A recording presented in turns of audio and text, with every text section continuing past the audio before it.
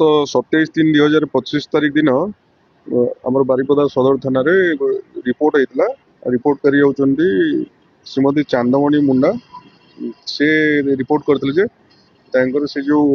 दामोदरपुर गोटे भड़ा घरे रोते से सान भौणी से आसते सान भौणी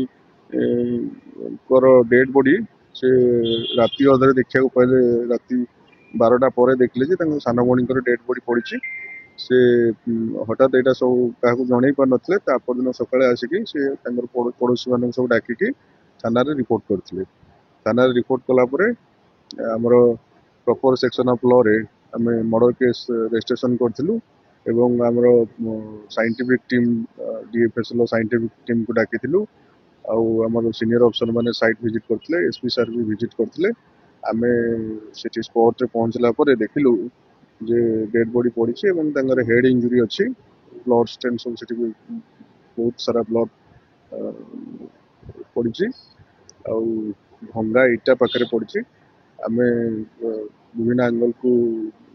तदंत परिसरभुक्त कलु एवं से लेडीर क्या सहित रिलेशन थाई पारे यही कनेक्शन रे किए केस कर समस्त तदंत परिसरभुक्त को आनलु तदंत परिसरभुक्त कलु एवं आम तदंतर जहाँ जना पड़ा से लेडीर काले सिंह से लेडी ना सोमवारी सिंह तांकर काले कालो अलियास कार्तिकेश्वर सिंह सहित लव अफेयर्स थिला से कार्तिकेश्वर सिंह सन्देह करते सोमवारी सिंह व्यतीत आउ का सहित भल पाइबा संपर्क अच्छी से उभय भर झगड़ा होता एवं से जो दामोदरपुर आसते से काल को जन कार्तिकेश्वर सिंह भी जन कार्तिकेश्वर सिंह आसिकी से कथा को नहीं कथा कटाकटी होता एवं झगड़ू से रागी जाइकी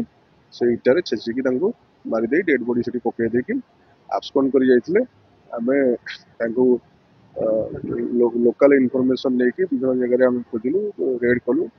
आम 3टा टीम फॉर्मेशन करूँ एसपी सार इंस्ट्रक्शन गाइडेंस रे आम विभिन्न जगह रेड कलु मात्र से आउट ऑफ स्टेट आब्सकंड कर जाइए आम विभिन्न सोर्सेस रु फोन जेहेतु स्विच ऑफ था किसी लिंक मिलू ना विभिन्न सोर्सेस आम अन्य नंबर को सब सीडीआर मतलब टेक्निकल एविडेंसेस आधार रे आम लोकेशन आसटन कलु एवं से आम टीम पठे आम टेक्निकल टीम आम सदर पीएस टीम गोटे कंबाइंड टीम पठे आम तामिलनाडु अप्रिहेंड कलु एवं आज आम फरवर्ड कर नहीं से जड़े केवल आब्सोल्युटली जनकर इनवॉल्वमेंट अच्छी से कन्फेस कर सारी जोटा आमर से जो मारी जो इटारे छेचिकी